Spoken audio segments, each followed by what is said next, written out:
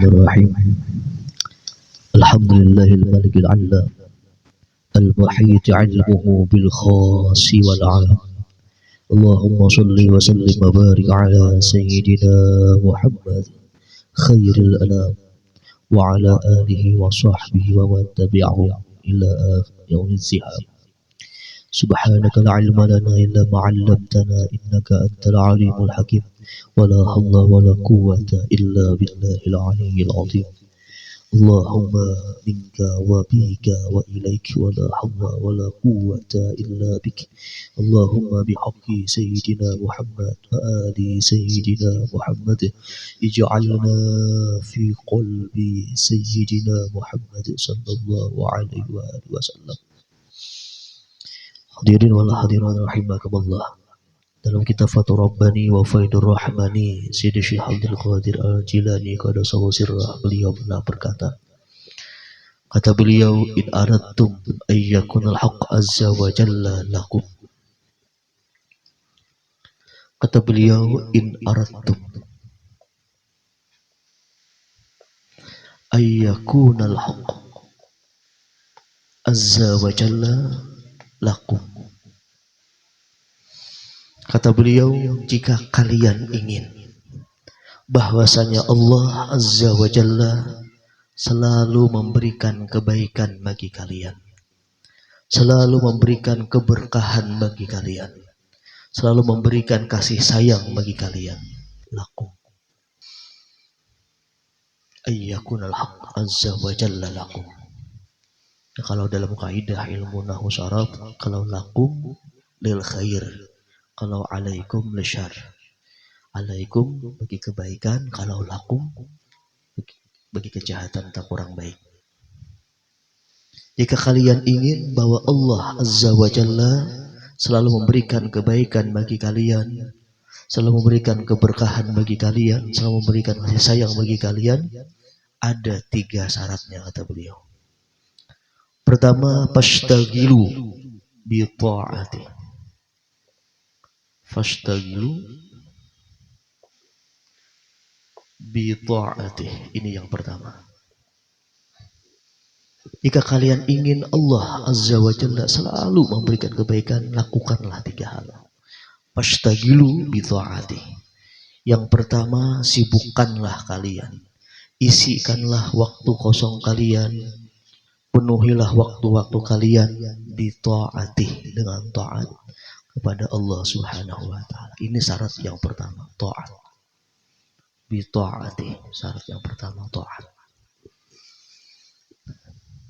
Perbanyaklah taat, sibukkanlah waktu kalian dengan taat. Ini syarat yang pertama kata Syekh Abdul Qadir Al-Jilani. Jika ingin Allah selalu memberikan keberkahan, kebaikan, kasih sayang, maka sibukkanlah dengan ketaatan. Hadirin wal hadirat rahimakumullah.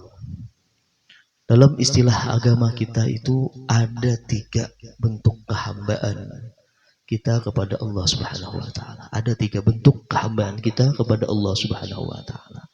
Sepintas mirip tapi berbeda. Ada 3 jenisnya. Pertama, taat. Yang kedua, ibadah. Yang ketiga, qurbah.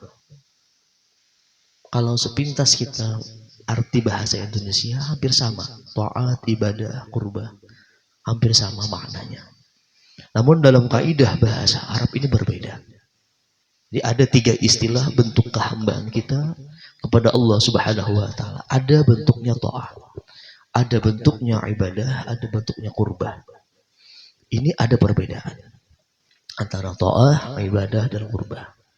Hal ini pernah ditanyakan kepada Syekhul Islam Zakaria Al-Ansari. Beliau bergelar Syekhul Islam.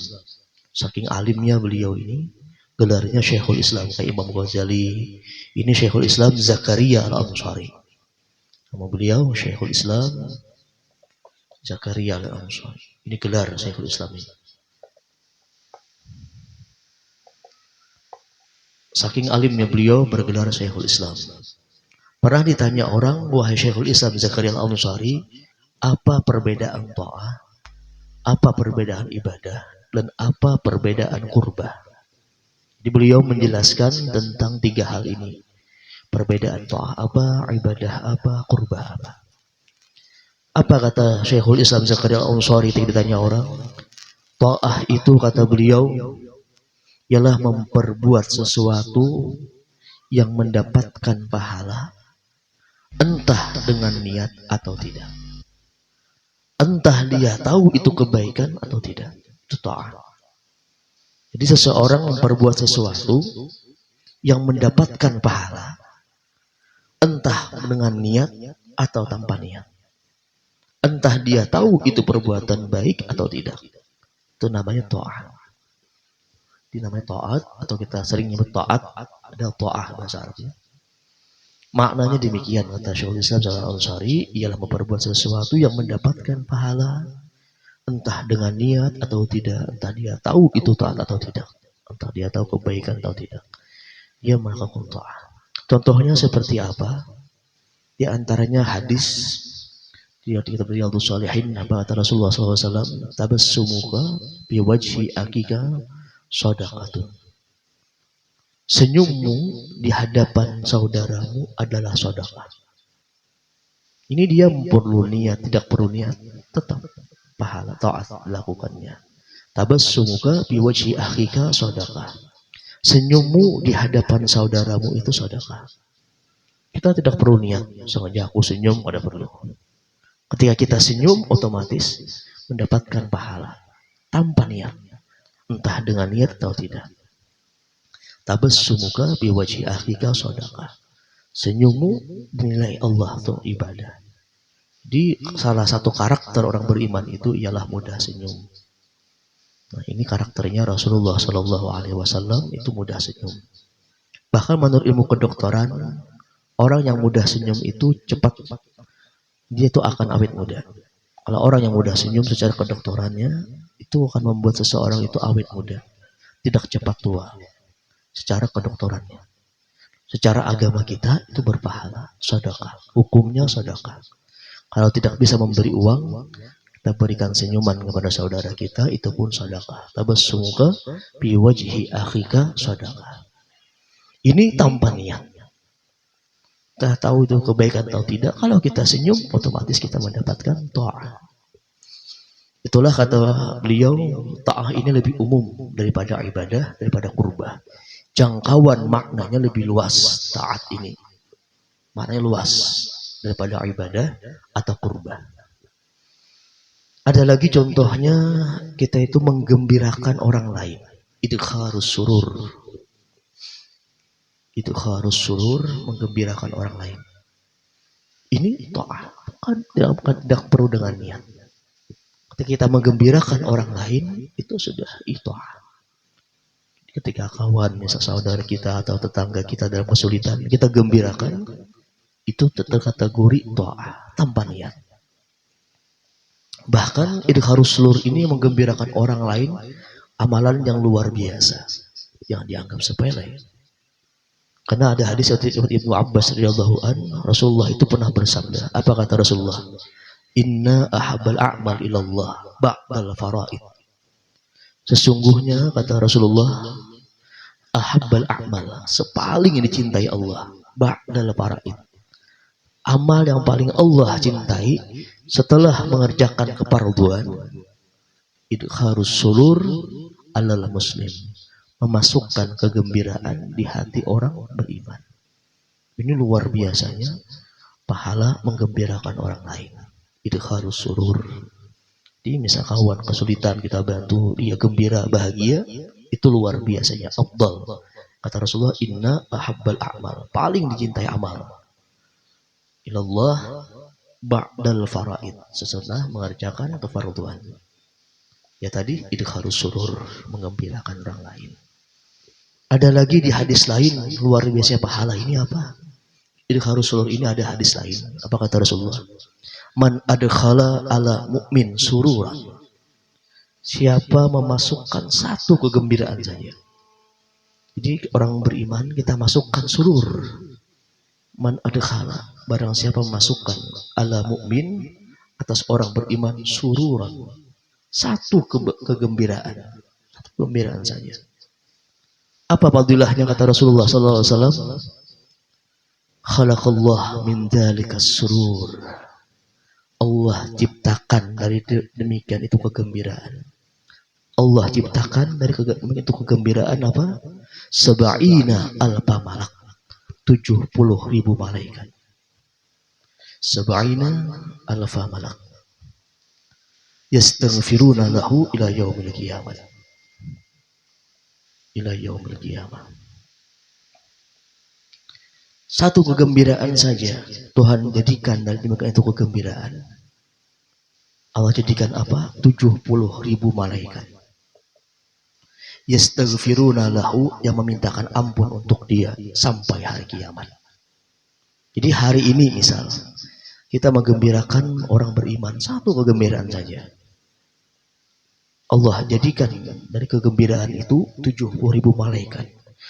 Dari hari ini kita menggembirakan seseorang sampai ila yaumil qiyamah, sampai hari kiamat.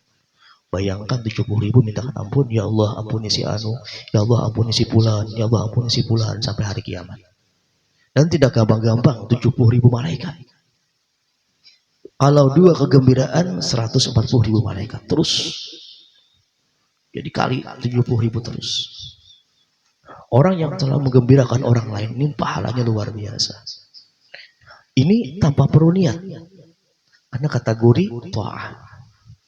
Niat tanpa niat tetap dapat pahala. Idkharus surur. Nah ini Bapak fadilahnya luar biasa. Masukkan kegembiraan di hati orang beriman.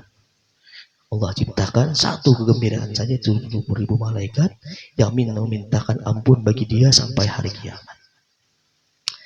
Hadirin wal hadirat rahimakumullah. Ada lagi warnanya qurbah atau ibah qurbah. Qurbah ini mengerjakan sesuatu yang mendapatkan pahala dengan niat mendekatkan diri kepada Allah. Qurbah. Niat kita seperti berkurban misalnya, supaya dekat diri kepada Allah, itu qurbah. Niat kita mengerjakan amal itu supaya Allah dekat, itu qurbah. Mendekatkan diri kepada Allah dengan niat mendekatkan diri kepada Allah namanya qurbah. Nah, seperti kita berkurban, misalnya raya kurban atau apapun, kita sedekah kepada orang lain kepada Tuhan dekat dengan kita, itu namanya qurbah.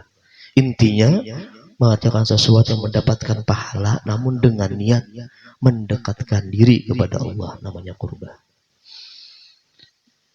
Lalu yang ketiga ialah ibadah. Ibadah ini memperbuat sesuatu yang Allah Ta'ala perintahkan namun dengan niat. Kalau tanpa niat tidak sah. Ini ibadah. Ada perbedaan sedikit. Kalau ibadah harus dengan niat. Misal kita puasa sunat hari Senin, hari Kamis.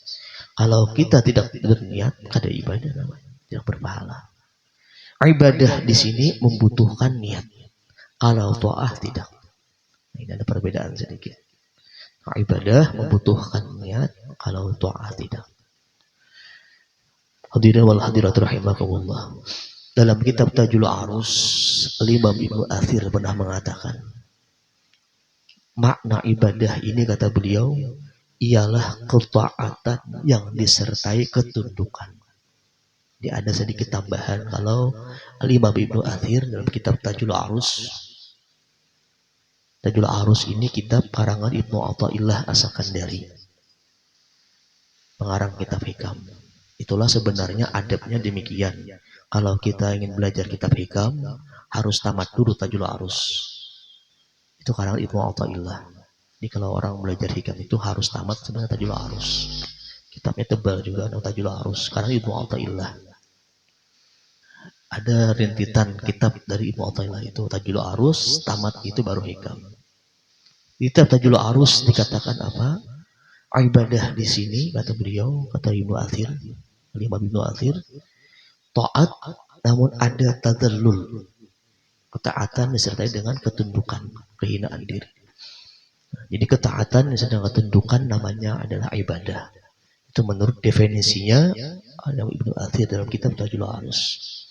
Nah, ini ada 3 macam yang sering kita dengar dalam istilah agama kita. Ada ta'ah, ada ibadah, dan ada qurbah.